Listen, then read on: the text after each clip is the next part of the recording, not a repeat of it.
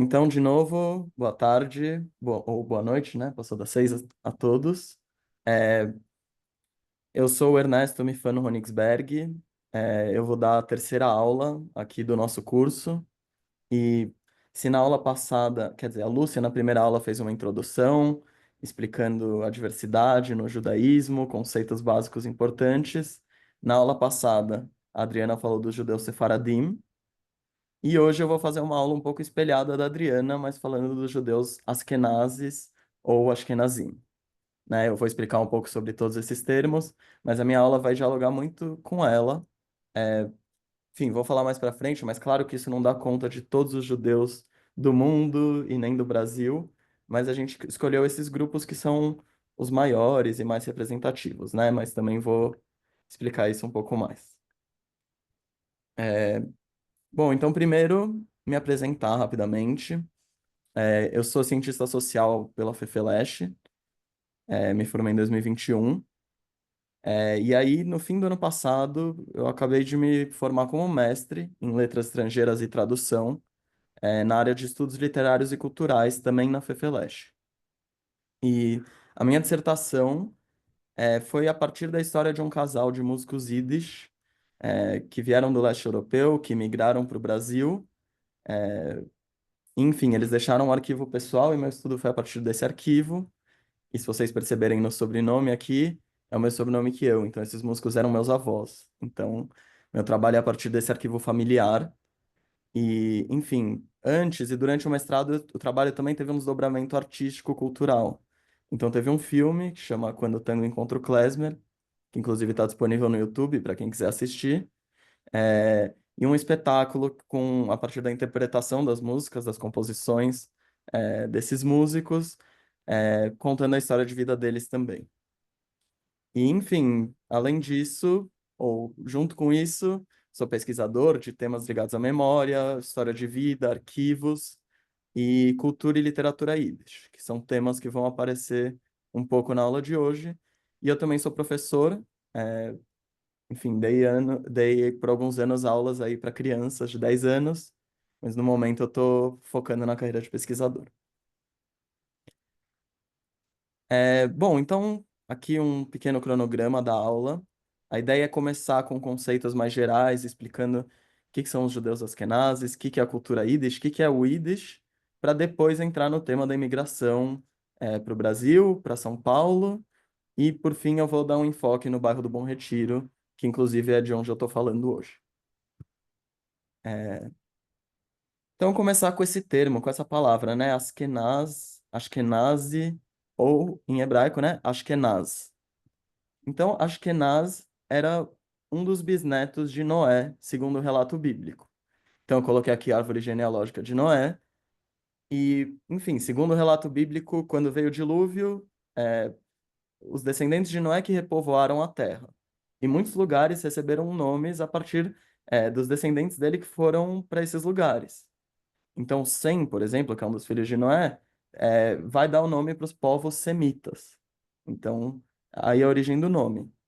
Askenaz, então, é um desses descendentes de Noé, que teria sido associado com a pessoa que teria povoado a região que a gente conhece hoje como Alemanha. Então, em hebraico, nos termos judaicos, Alemanha é Ashkenaz, é a mesma coisa. Isso mudou ao longo da história, Askenaz já foi associado com outros lugares, mas principalmente a partir da Idade Média, ficou convencionado de que a região da atual Alemanha, da atual Europa Central, seria Askenaz. Portanto, como a Adriana falou na aula passada, que talvez uma definição de judeu sefaradi é um judeu que tem antepassados, que tem uma vinculação histórica com Sefarad, que é a região da atual Península Ibérica, é, Ashkenazi ou Askenazi é o judeu que tem uma vinculação histórica com essa região da Alemanha, da Europa Central, alguma origem ali. E claro, são judeus que, a partir desse ambiente onde eles estiveram, é, germânico, mas também depois para outras partes do mundo onde eles se espalharam, eles vão desenvolver uma cultura própria e característica diferente dos judeus de outras partes. Algumas diferenças. estão em obrigações religiosas. Então, é, existe esse livro chamado Shulchan Aruch, que significa a mesa posta, e é um livro que foi escrito por um rabino, por um sábio, chamado Yosef Karo, ou José Caro, traduzido para o português, no século XVI. Esse livro conta todas as obrigações, da vida de uma pessoa judia, em todos os aspectos da vida. Só que ele é escrito da perspectiva de um judeu, que estava vivendo em Safed, em Tzfat, na região da então Palestina.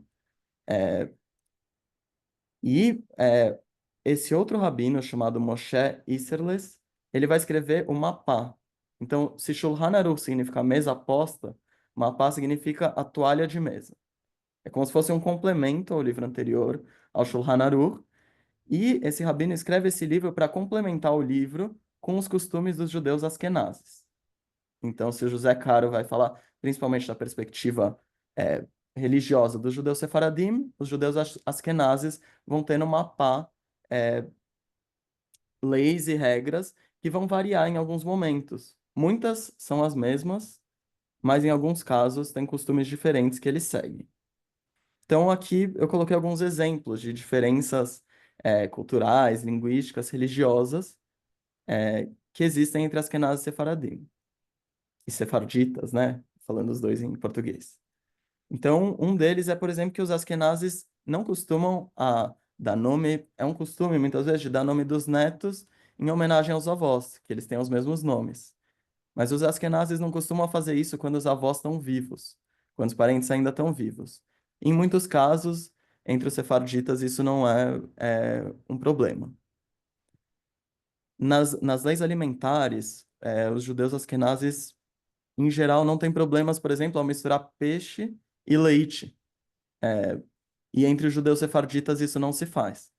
Agora, existem leis em comum. Por exemplo, é, os que observam a lei alimentar, nenhum vai misturar carne e leite. Carne bovina, por exemplo, né? Mas a questão do peixe tem essa diferença de costumes. Na festa do Pêssar, que muitos vão chamar de a Páscoa, né, judaica, ainda que seja anterior à Páscoa, é, os judeus askenazes não costumam comer arroz e outros grãos, e para os sefarditas, é, isso não é uma proibição. E mesmo na pronúncia linguística, mesmo que os falem hebraico, tanto os judeus askenazes quanto os judeus sefarditas, historicamente, muitas vezes eles têm pronúncias distintas. Então, essa letra que aparece aqui, é, que é o Tav, dos judeus sefarditas, ele é pronunciado com esse som de T, mas para os judeus askenazes, ele é o Sav, ele é pronunciado com som de S. Então isso faz uma diferença, que é uma palavra como Shabat, que é o sábado, seja pronunciado como Shabat para um judeu sefardita, mas para um judeu ashkenazi seja Shabes. Então o T vai virar um S e as vogais também são diferentes. Então eu trouxe aqui alguns exemplos anedóticos, mas existem muitos outros para mostrar um pouco essa diferença e o contraponto com o que a Adri trouxe aula passada. E ela também falou de comida, então achei importante trazer um pouco alguns representantes. De novo, aqui é uma explicação geral e de algum jeito estou generalizando. Judeus askenazes de diferentes regiões têm diferentes comidas típicas e tradicionais. E também, é, depois dessa origem europeia, quando se espalharam pelo mundo. Então, eu coloquei aqui o bagel com pastrame e picles, ou pode ser salmão. Muita gente associa isso com Nova York, porque são alimentos que entraram na cultura nova-iorquina, na cultura dos Estados Unidos, mas que têm essa origem principalmente entre judeus askenazes. Então, inclusive, isso se chama de bagel, que é a versão americanizada do nome em Yiddish, que é bagel. Mamaliga, que é uma comida muito típica dos judeus romenos, que parece muito o angu que a gente tem no Brasil. Tem o chulent, que é a feijoada judaica, então que é um cozido que é comido tradicionalmente no sábado, que ele é feito ao longo de várias horas. Não vai porco, como na feijoada brasileira, porque existe essa proibição alimentar do porco, então é com outros tipos de carne e com feijão branco. Vareniques, que são bolinhos, é uma massa com, parece um ravioli, com batata, com cebola. O gefilte fish, que é essa comida um pouco cinza, que parece um pouco insosso, E tem gente que odeia, mas tem gente que ama com toda a paixão, que é um bolo de peixe.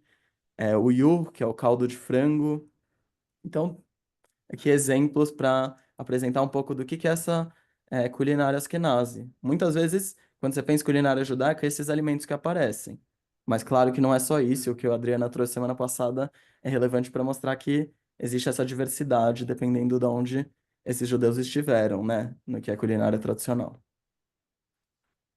Bom, e aí, aqui eu vou entrar um pouco, ainda falando dessa cultura, no idioma Yiddish. Então, o idioma Yiddish é o idioma, assim, por excelência, o idioma característico falado pelos judeus askenazes. Ainda que não seja o único, eu também vou falar disso mais adiante. O Yiddish é uma língua que ela vai surgir por volta do século X, é, e ele é um dialeto do alemão medieval. Ou seja, os judeus que viviam nessa região é, falavam alemão e eles foram incorporando nesse alemão, eles foram criando uma variante dessa língua, termos do hebraico, termos do aramaico, de outras línguas que eles falavam. Então, a princípio, ele era um dialeto, não do alemão contemporâneo, dessa língua que é um antepassado tanto do Yiddish quanto do alemão contemporâneo, que é esse alemão medieval. Enfim, o Yiddish, isso por volta do século X, principalmente, né? O Yiddish, eu coloquei aqui, ele pode tem muitas grafias. Algumas delas valorizam ter duas letras, dois sons de I, que é assim que é na língua mesmo. Então é Yiddish, né? Tem uma ênfase aí nesse som. E a palavra Yiddish significa nada mais, nada menos que judaico. Então o nome original da língua era Tait Yiddish, que significava alemão judaico, e saiu a parte do alemão e depois virou judaico, né? Então é um nome autorreferenciado. E é uma língua que os judeus frequentemente falavam nas suas comunidades, nas ruas, no ambiente doméstico, mas raramente ele viveu sozinho. Então, frequentemente os judeus falavam Yiddish, mas também falavam as outras línguas dos lugares onde eles estavam. Fosse o alemão, fosse o polonês, o ucraniano, assim por diante. Então, poucas pessoas falavam exclusivamente Yiddish, né? Falavam Yiddish em geral e mais alguma outra língua. Além disso, mesmo entre os judeus, o Yiddish conviveu muito ao lado do hebraico. E, na verdade, o Yiddish empresta muitas características do hebraico, mesmo que é, a minoria das palavras venha do hebraico, mas a grafia vem do hebraico. Então, vocês podem ver aqui embaixo esse texto, eu tirei do Yiddish Book Center, é, e como são os mesmos caracteres do hebraico, ele também é escrito da direita para a esquerda, como o hebraico, mas a sonoridade da língua, as palavras são muito diferentes. Inclusive, às vezes, a mesma letra tem um som diferente no Yiddish e no hebraico. E, enfim, existia essa oposição entre essas duas línguas. Uma era o hebraico, na sua forma askenazi, que era chamado de Lashon Kodesh, que era a língua sagrada. Então, ao longo da maior parte da história, ali a partir do ano 1000, o hebraico era restrito ao uso principalmente religioso, ao uso litúrgico, ao uso sacro e também, em alguns casos, ao uso literário, ao uso para escrita. Enquanto o Yiddish era uma língua mais de uso cotidiano, de uso oral. Por muito tempo o Yiddish nem era escrito, era realmente uma língua usada só na sua forma oral, e ele era chamado de Mameloshen, que significa a língua da mãe. Então tem essa associação do Yiddish com o ambiente doméstico, com o ambiente caseiro e também com é, o feminino, porque as mulheres muitas vezes não aprendiam o hebraico, já que o hebraico em geral era ensinado nas escolas e que muitas vezes só meninas frequentavam essas escolas. Então os primeiros textos em Yiddish, boa parte da primeira literatura, é uma literatura escrita para as mulheres que falavam exclusivamente o Yiddish. É, enfim, se faziam versões dos textos sagrados, religiosos, em Yiddish para que as mulheres também pudessem ler. Esse trecho aqui embaixo, eu queria falar um pouco dele. Eu tirei ele desse livro, que se chama Nusser Brasil, ou Estilo Brasil, que é um livro do Meir Kutchinsky. Então, Meir Kutchinsky era um escritor nascido na Polônia, que veio para o Brasil, e ele continuou escrevendo em Yiddish mesmo aqui no Brasil. E quando ele chegou no Brasil, ele trabalhou como vendedor ambulante, ele viajava muito, e as histórias dele contam um pouco das aventuras do que ele viu no Brasil, das pessoas novas em Yiddish. Só que para isso ele precisou usar termos em português. Então, no fim desse livro, existe um glossário, aqui está escrito Brasilianismen, ou brasilianismos. Então, de palavras em português para explicar para o público leitor de Yiddish, porque esse livro dele foi publicado em Israel, também circulou nos Estados Unidos, é, de termos em português que ele escreve. Então, essa primeira palavra aqui está escrito sem vergonha, ou seja, sem vergonha, que ele quis usar esse termo no livro. A segunda é mande plantar batatas. E a terceira é atrasirn, ou seja, ele pegou o verbo brasileiro atrasar e colocou o sufixo do Yiddish, o sufixo de conjugar verbos em Yiddish. Então é interessante também essa mistura que ele fez entre cultura Yiddish e cultura brasileira. É, enfim, a partir do momento que os judeus se dispersam em direção ao leste europeu, a partir de perseguições e de expulsões na Alemanha, o Yiddish também vai incorporando elementos de outros idiomas eslávicos, então, do russo, do ucraniano e de outras línguas ali da região, que também aparecem em termos do Yiddish. E aí, essa região do leste europeu passou a ser conhecida por muitos como Yiddishland, que significa literalmente a terra do Yiddish, né? Ou o país do Yiddish, talvez. Mas apesar desse nome, não era um território, nunca houve uma zona governada por esses judeus do leste europeus e que falava Yiddish como idioma oficial. Na verdade, Yiddishland era todo esse território por onde viviam os judeus falantes do Yiddish, e isso promovia entre eles um intercâmbio. Eles tinham a possibilidade de viajar por toda essa região e conseguir conversar entre si, certo? Então isso também de algum jeito favoreceu um comércio entre eles, um intercâmbio regional. Mas, ao longo do tempo, também foram surgindo versões, então dialetos do próprio Yiddish distintos. Então, esse mapa aqui embaixo mostra um pouco que existe o Yiddish lituano, que é esse que está em verde aqui em cima, o Yiddish ucraniano, que é em vermelho, o Yiddish polonês, que talvez seja o Yiddish mais falado, já que a maior parte da população judaica vivia nesses territórios aqui em azul, e o Yiddish alemão, que é nos territórios em amarelo. Então, mesmo dois falantes de Yiddish de duas regiões, um que estava na Lituânia e um que estava na Polônia, em Varsóvia, eles iam ter ali uma diferença e até brigas de qual o jeito certo de se falar Yiddish. Então, para vocês terem um gostinho, a gente vai ver um pequeno trecho desse vídeo, depois se vocês quiserem ouvir inteiro, é bem saboroso, de uma canção em Yiddish. Ich hab lieb, Ops, segundo.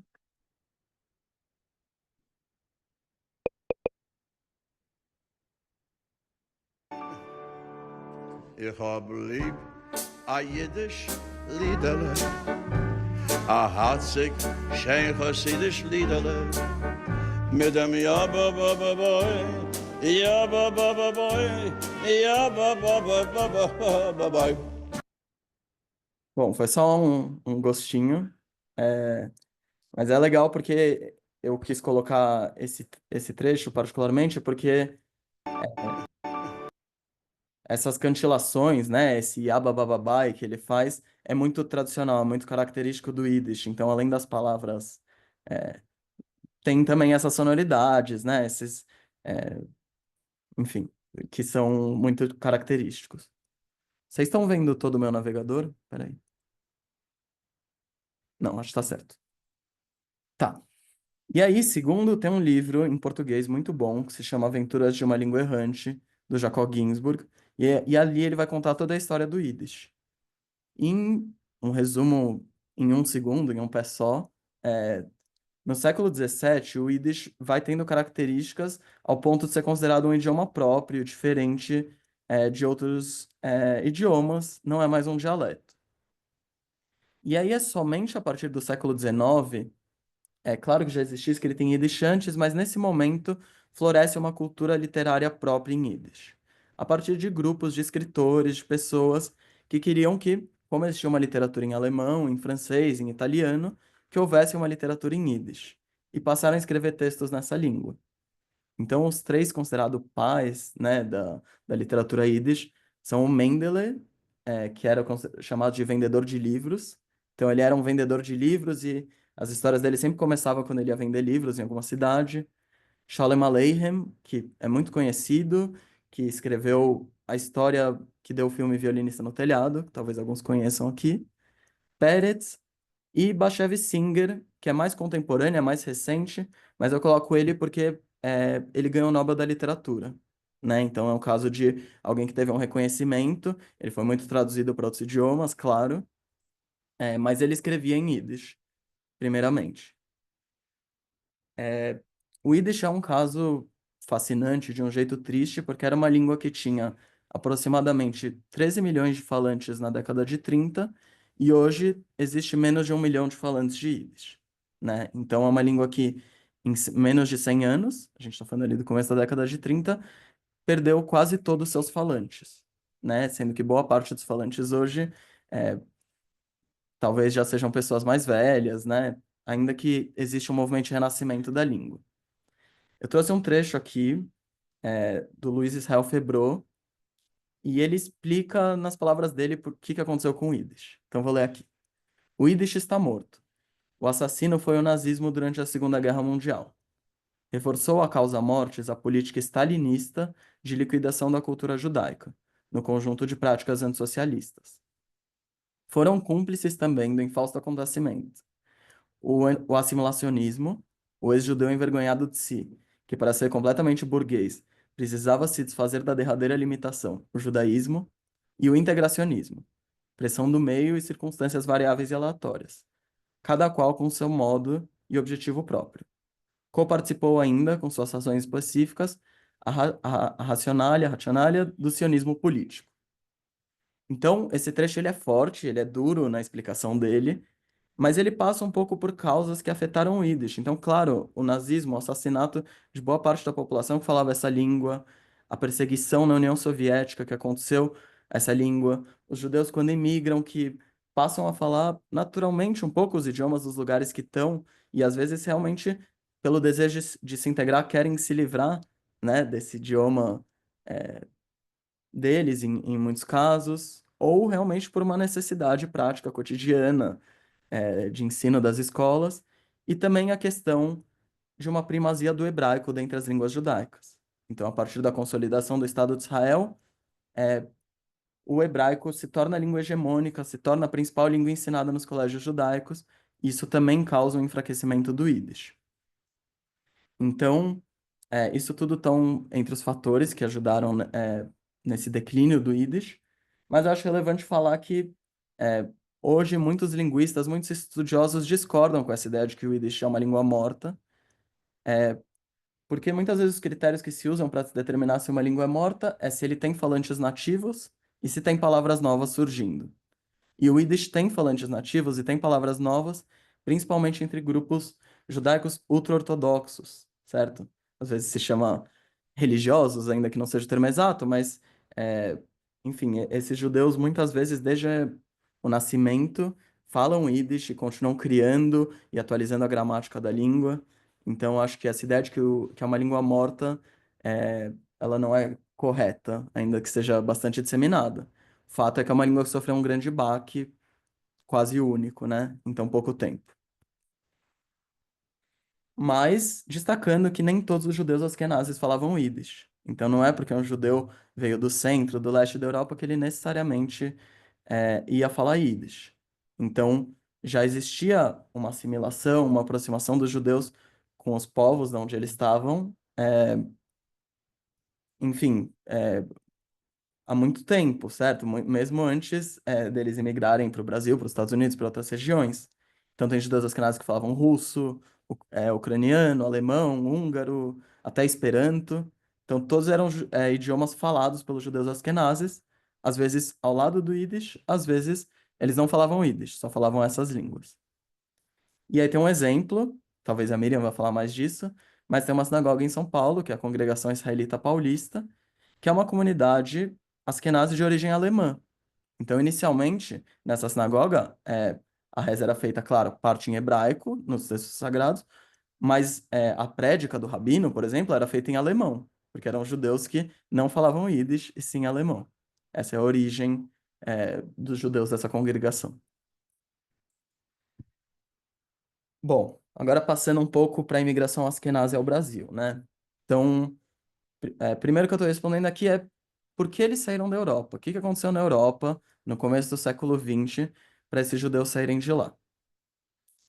Foi um processo muito grande, o século XX foi um século de muitas migrações, não só entre judeus, mas os judeus particularmente passaram por problemas.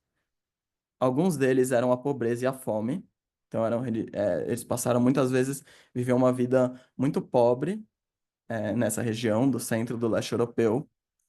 Começaram a acontecer os pogroms, e outros tipos de perseguições. Pogroms eram perseguições organizadas, pela população civil, com a ajuda das autoridades, que entravam nas vilas judaicas, basicamente destruindo tudo, atacando pessoas, quebrando as casas, as sinagogas e os espaços importantes, e houveram muitos desses. Às vezes eles eram quase espontâneos, eram surtos de raiva, de violência, e aconteceram muito, principalmente na região do Império Russo. Um serviço militar que os judeus muitas vezes eram convocados, que era um serviço que podia durar décadas, então que basicamente levava a vida inteira e que os meninos eram recrutados na adolescência ainda para esse serviço militar. Era quase um trabalho escravo, para ser assim generoso. Restrições de mobilidade geográfica, então os judeus não podiam viver em qualquer parte, tinham zonas delimitadas e os judeus só podiam estar ali. E carência de direitos, certo? Isso aqui eu tiro do livro da Eva Bly, de 97. Então, essa zona que está aqui em azul era a zona de assentamento judaico. Então, os judeus do leste europeu só podiam viver dentro dessas fronteiras que estão aqui em azul. Eles não podiam estar em qualquer parte do leste europeu. Isso também tinha a ver com o confinamento dos judeus ali naquela parte. Eles não podiam estar em outras grandes cidades da Rússia que estavam fora dessa zona. E por que o Brasil? Né? A segunda pergunta. Ok, já entendemos porque eles saíram de lá, mas porque eles vieram para cá. Bom, primeiro de tudo, uma coisa que possibilitou a vinda para o Brasil foi que, a partir de 1824, a liberdade religiosa foi uma possibilidade no Brasil. Então, o Brasil já podia receber pessoas que não fossem necessariamente católicas.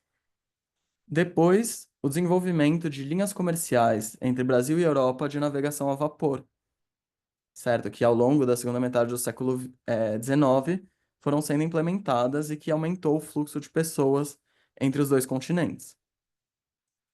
Depois, com a abolição da escravidão, proclamação da República, é, por motivos às vezes ligados a uma questão de racismo, é, o Brasil passa a demandar uma mão de obra imigrante.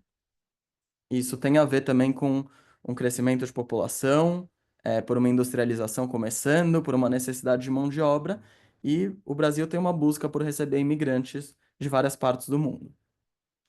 E também, a vinda para o Brasil em particular tem a ver com que, a partir de 1925, mais ou menos, a Argentina e os Estados Unidos, que eram até então os grandes destinos de imigração para esses judeus asquenazes, passam a restringir a imigração judaica.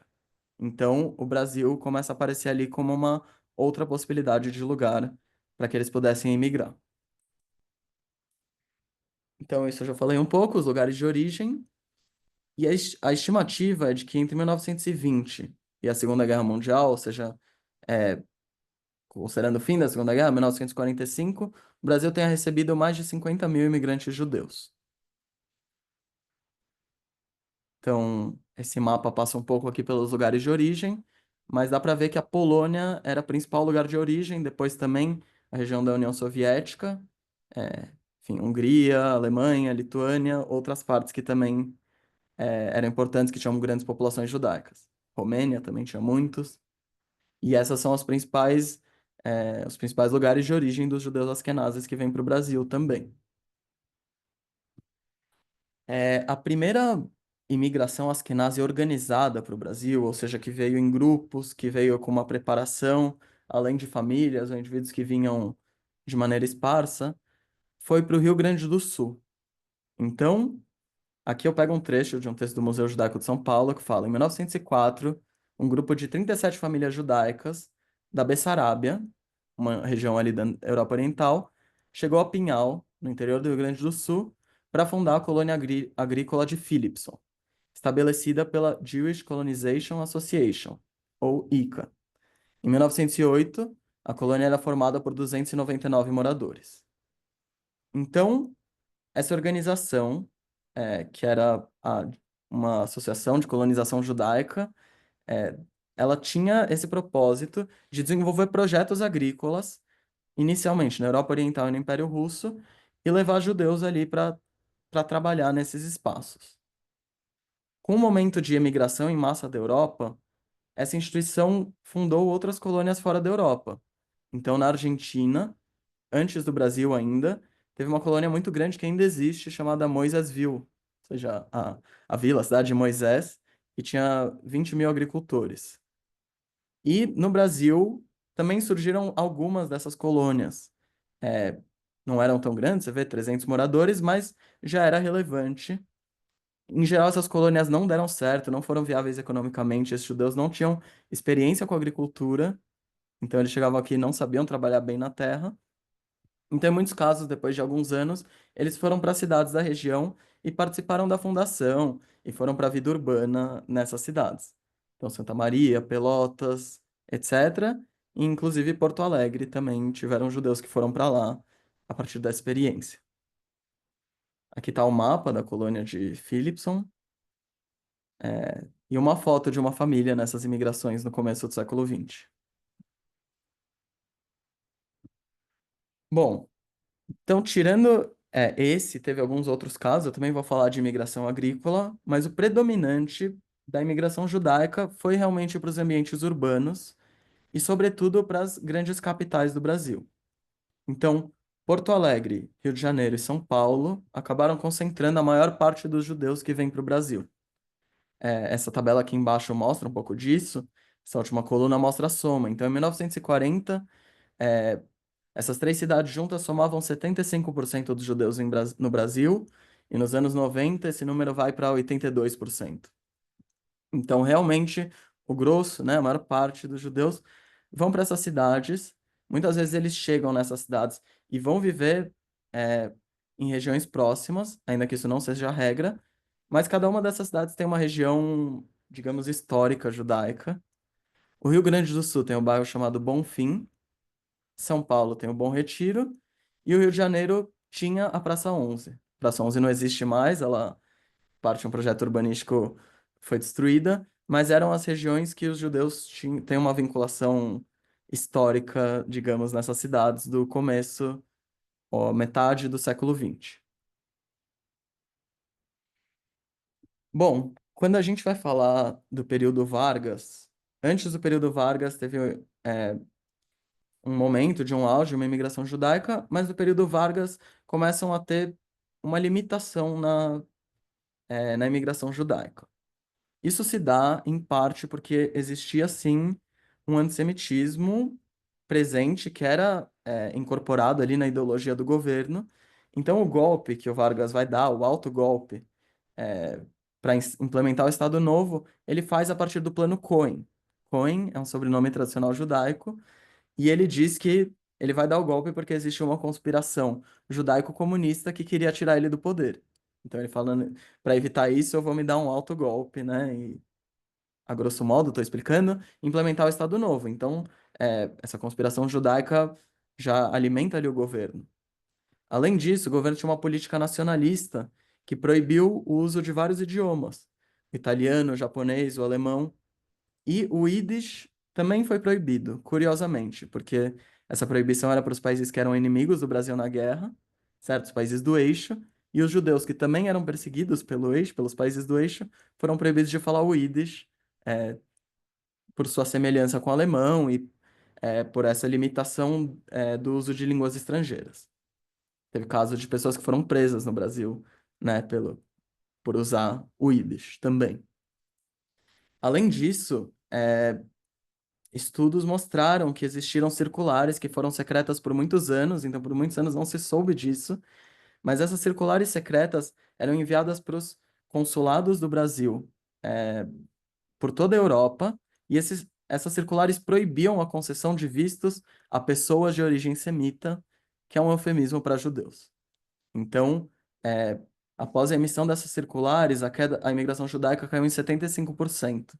Então, em alguns casos, ainda houve judeus que conseguiram vir de maneira legal ou ilegal, às vezes com a ajuda de cônsules ou embaixadores que, de algum jeito, quiseram ajudar esses judeus. Um caso é o Luiz Martins de Souza Dantas, que salvou a vida de muitas pessoas durante o Holocausto.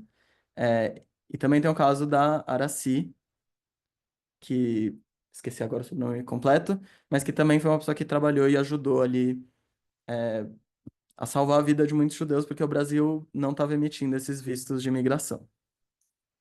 Mas é isso. Então, alguns conseguiram ainda, mesmo com a proibição, vir para o Brasil nesse período.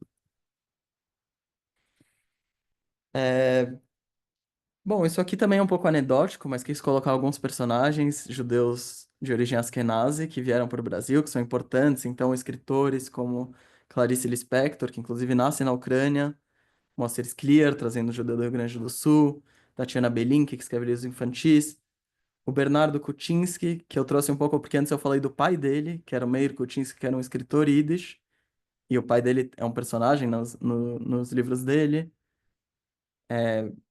Intelectuais como Mário Schoenberg, que trazendo um pouco aqui da USP, que era um grande nome da física no Brasil. Jorge Maltner, que era músico, que tem um híbrido ali dele da cultura afro-brasileira com a cultura judaica, que é interessante. É, Lazar Segal, pintor. E o Henry Sobel, para trazer alguém talvez mais recente, mais contemporâneo e que não que veio dos Estados Unidos, que tem uma outra história da maioria desses outros judeus aqui.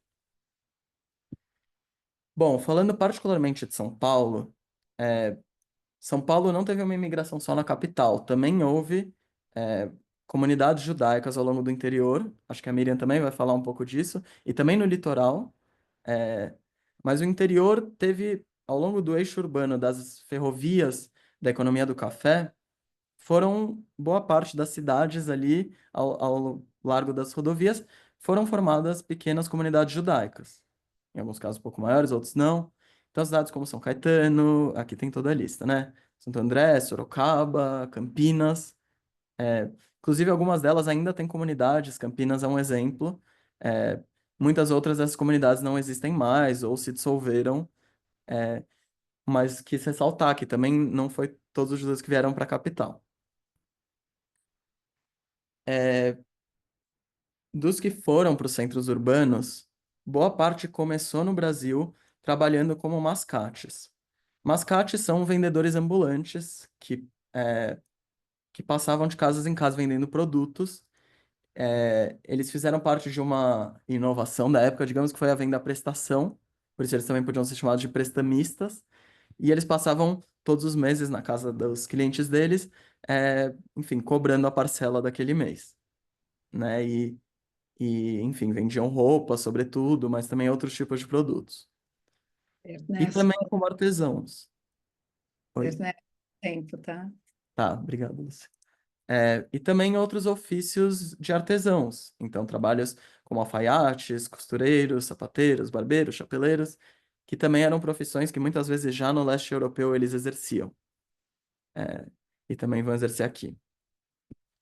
Com o tempo, a partir desse processo deles de integração, de melhora, eles vão também conseguindo ter empreendimentos de comércio fixos, muitas vezes ainda pequenos, lojas e também fábricas, principalmente no ramo da tecelagem, confecções. Não é coincidência que o bairro do Bom Retiro, que é esse bairro muito associado aos judeus, é um grande polo, da indústria têxtil. Os judeus também fizeram, em muitos casos, de novo, estou generalizando, isso não se aplica a todos, mas em muitos casos, fizeram parte desse processo, da criação e do crescimento dessa indústria têxtil aqui no bairro. E nas gerações seguintes, aí sim, principalmente desses judeus que já nascem no Brasil, já nascem brasileiros, eles vão tendo profissões liberais, vão tendo também o ensino acadêmico, se tornam bacharéis, licenciados, professores, advogados e outras profissões aqui no Brasil também.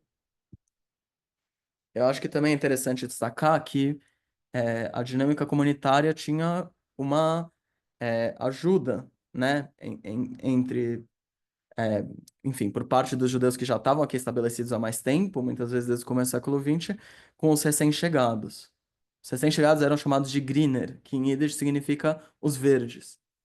Então, que tinham acabado de vir para cá, e os que estavam antes tinham instituições aqui, como cooperativas de crédito, que emprestavam dinheiro para esses judeus recém-chegados, sem juros, então e quando eles pudessem se estabelecer aqui, eles podiam devolver isso, é, enfim, de uma maneira simples e sem uma cobrança muito onerosa por isso. Instituições de ajuda mútua, às vezes eles ganhavam, ao invés de dinheiro, produtos para que eles pudessem começar seu trabalho de comerciantes. Então, é, existiu também esse apoio comunitário que ajudava esses recém-chegados. Então, aqui uma foto à esquerda que é bem, enfim, disseminada, de um mascate. Então, indo vender, né, pela cidade. E à direita a foto tem uma qualidade um pouco ruim, mas na rua São Caetano, aqui bem próximo a Bom Retiro, já uma loja de roupas, a foto é de 46. Então, esse processo do estabelecimento dessa comunidade. Eu falei muito do Bom Retiro, mas é importante ressaltar que não foi só no Bom Retiro que judeus e nem judeus asquenazes se estabeleceram em São Paulo. Então a Miriam também vai contar isso pela história das sinagogas, mas outros bairros, que nem o Brás, a Moca, a Lapa, Vila Mariana, Ipiranga, Santana, também foram bairros onde judeus se estabeleceram, fundaram sinagogas, fundaram instituições, enfim, escolas e tiveram uma vida comunitária. Mas o Bom Retiro foi realmente o bairro que concentrou ao longo da primeira parte, enfim, ao longo da maior parte do século XX, a maior população judaica. Por que esse bairro? Né? Por que o Bom Retiro? Bom, o Bom Retiro é um bairro central, ainda que hoje ele seja muito central, em algum momento ele já teve até alguma certa distância do centro, mas ele é muito próximo a um bairro que está à beira da Estação da Luz. A Estação da Luz era onde chegavam os trens que vinham do Porto de Santos, pela Estrada de Ferro Santos-Jundiaí, e passavam em São Paulo. Então, essa proximidade dos trens favoreceu que fosse um bairro ligado aos imigrantes. Então, os judeus não foram os únicos imigrantes que vieram ao Bom Retiro. Antes tiveram grupos de italianos, também junto com os judeus, e depois vieram grupos de gregos, de armênios, de árabes também, às vezes de sírios, é, uma grande imigração coreana, que talvez hoje seja predominante no bairro, a população de origem coreana, latino-americanos. Então, tradicionalmente é um bairro que recebe muitos imigrantes.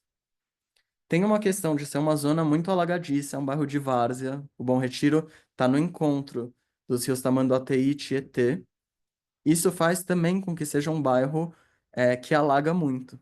Então, a gente está vivendo dias de chuva hoje, o bairro tem partes próximas ao rio que ainda alagam muito. Essa foto é uma foto do Bom Retiro em 1929, que teve uma enchente histórica em São Paulo, e as pessoas só podiam sair das suas casas de barco, né, durante essa enchente. Então, essa foto é na rua Rodolfo Miranda. Eu falei que eu tô falando do Bom Retiro, é uma rua que tá 2 quadras para trás aqui de onde eu tô, e ela choveu e ficou nesse estado. E ainda hoje em dia, enfim, esse bairro da convivência de grupos imigrantes. Então, nessa foto tem um grupo de mulheres coreanas, ao lado tem um judeu ortodoxo. Essas cenas são comuns de ver no bairro. Passeando por aqui numa sexta-feira, no fim da tarde, você vai ver muitas vezes os judeus indo às sinagogas para a reza da noite e outros grupos confraternizando nos bares, né? Então, enfim, essa é uma cena clássica aqui do bairro do Bom Retiro. É, por essa vinculação, por esse grande grupo de judeus do leste europeu que viviam aqui, o bairro era chamado de Shtetl. Shtetl significa cidadezinha, literalmente em Yiddish. Era o nome dessas vilas judaicas que os judeus vinham do leste europeu. Então tinha essa ideia de se recriar um pouco essa dinâmica, essa vida que eles estavam acostumados a ter na Europa, agora aqui no Brasil, nos trópicos, de uma nova forma, claro. E o bairro reuniu realmente uma vida comunitária muito forte. Então, existiam aqui muitas sinagogas, inclusive ainda existem. várias escolas, teatros, jornais, alguns escritos em português, alguns escritos em Yiddish, depois outros escritos em hebraico, instituições culturais, esportivas, políticas, partidos. Então, tudo que podia existir de vida comunitária esteve aqui no bairro. Alguma coisa disso ainda sobra, mas boa parte não existe mais. Isso tem a ver com uma evasão que aconteceu principalmente a partir da segunda metade do século XX, que muitos judeus deixam Bom Retiro, vão para outras regiões da cidade. Muita gente conhece Higienópolis, Pinheiros, Jardins, Morumbi, que vão levar essa vida judaica também para outras partes de São Paulo. Isso, em muitos casos, tem a ver com o progresso econômico, com uma melhora nas condições, mas, de novo, nunca todos os judeus tiveram um Bom Retiro, nem todos os judeus deixaram um Bom Retiro. Aqui eu estou falando de tendências, de movimentos gerais que aconteceram.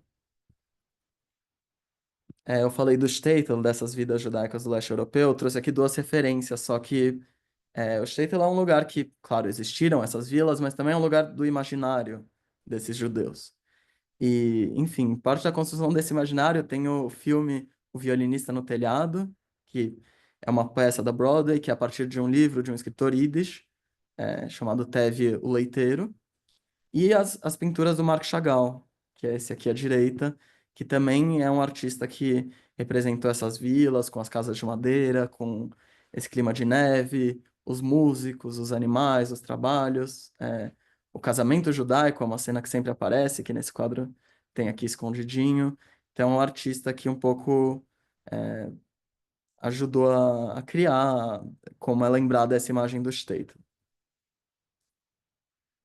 Falando da vida aqui do Bom Retiro, eu acho que é interessante destacar esse lugar que era o Plätzale, que era a pracinha, que existia no entroncamento da rua Ribeiro de Lima, a Rua da Graça e a Rua Correia de Melo.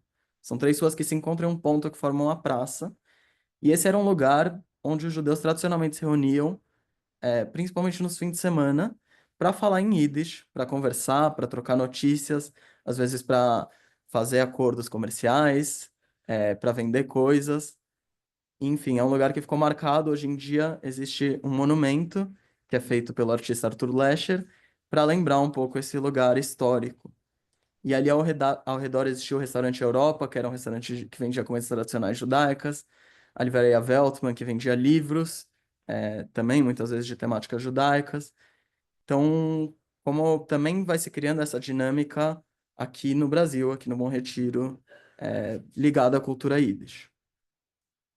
E outro espaço que é importante falar é a Casa do Povo, que também existe até hoje, passou por mutações, mas ela é fundada em 46, essa é a cerimônia de fundação, de colocação da pedra fundamental, como um monumento vivo em homenagem à derrota do nazifascismo na Europa.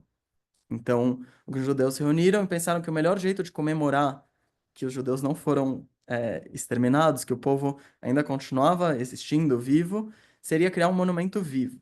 Então, ao invés de fazer uma estátua, fazer um lugar que tivesse atividade, que tivesse criação. E a partir disso ali se fundou uma escola, um teatro, um jornal, um coral, uma biblioteca. Enfim, que foram espaços de disseminação da cultura Yiddish. Isso é uma foto da Casa do Povo hoje em dia. Também é um espaço que, enfim, se alguém tiver curiosidade de visitar, dá para ter uma aproximação interessante com a cultura Yiddish. Enfim, para finalizar, essa fotografia aqui tem o coral, esse coral da Casa do Povo, chamado Coro Schaefer, que cantava em muitas línguas, mas principalmente em Yiddish. E esse que está aqui regendo o coral, na frente, é o maestro Hennigsberg, que é meu avô, que foi objeto aí da história dele, da minha avó, da minha pesquisa de mestrado. Então, daí vem um pouco também meu interesse nessa última parte. Então é isso, gente. Claro que isso aqui foi uma pincelada. A gente não pretende esgotar, até para vocês terem curiosidade, porque a gente vai fazer esse curso mais vezes em outros momentos. E, enfim, a gente também pretende expandir. E óbvio que não dá conta em uma hora de falar de tudo, mas eu quis passar aqui sobre alguns temas importantes. Vou interromper aqui.